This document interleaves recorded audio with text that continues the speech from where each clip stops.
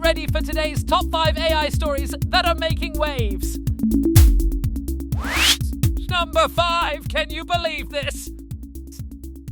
Simile AI CEO has unveiled an ambitious plan to create 8 billion digital twins of every living person, transforming data modeling and simulation in critical industries. At 4, pay attention now.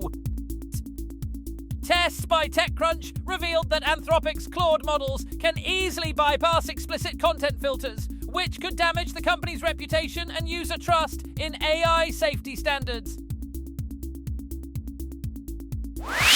Straight in at 3. Ever hit that button? LinkedIn's new Seems Like AI slot button, launched on July 30th, has received over 1 million clicks, highlighting user engagement with AI content moderation tools. And at number 2, what a comeback! OpenAI reports a 35% revenue increase this quarter, with GPT-5.6 indicating a strong recovery and outpacing competitors in business API spending for the first time. Which brings us to number 1. Nvidia has announced a $6 billion acquisition of Poolside, aiming to enhance its AI model capabilities by integrating the startup's technology and workforce.